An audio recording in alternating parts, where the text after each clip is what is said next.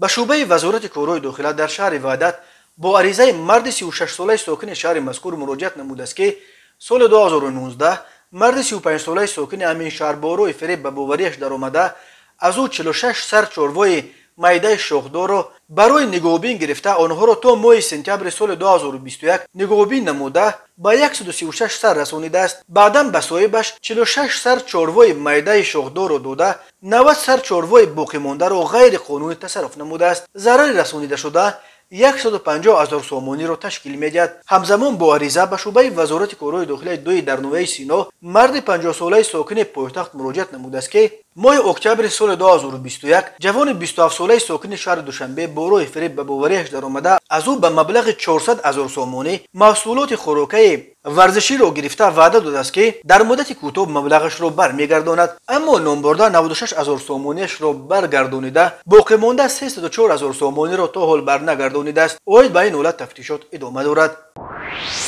ба шӯъбаи вазорати корҳои дохилаи якдарнояи Фирдавсӣ бо аризаи марди 31 солаи сокини пойтахт муроҷиат намудааст ки 2 марти соли 2021 шахсони номаълум бо роҳи пинҳонӣ ба хонаи истиқоматиаш даромада аз он ҷо 6 адад тирезаҳои пластикиро дуздида аз ҷои ҳодиса ғайб заданд. зарари расонидашуда 20 000 сомониро ташкил медиҳад. ҳангоми гузаронидани чорабиниҳои оперативии ҷустуҷӯӣ аз ҷониби кормандони милитсия ҷавони 28 солаи сокини шаҳри Душанбе ҳамчун гумонбар дар содир намудани ҷинояти дуздӣ дастгир карда шуд. оид ба ин ҳолат тафтишот идома дорад.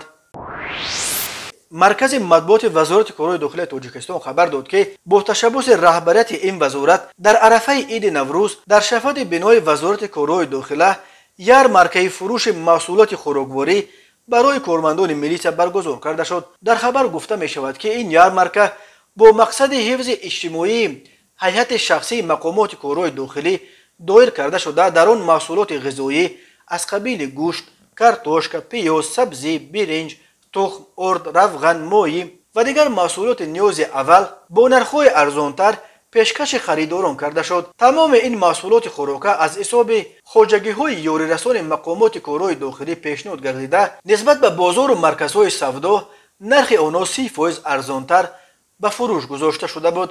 гуфта мешавад дар иттилоияи вазорати корҳои дохила. дар хабар гуфта мешавад ки кормандони милитсия ба роҳбарияти вазорат барои чунин таваҷҷӯҳу ғамхорӣ изҳори сипос карда гуфтанд баргузории ярмаркаи маҳсулоти кишоварзӣ барои ғанӣ гардондани дасторхони идонаи кормандони милитсия мусоидат менамояд.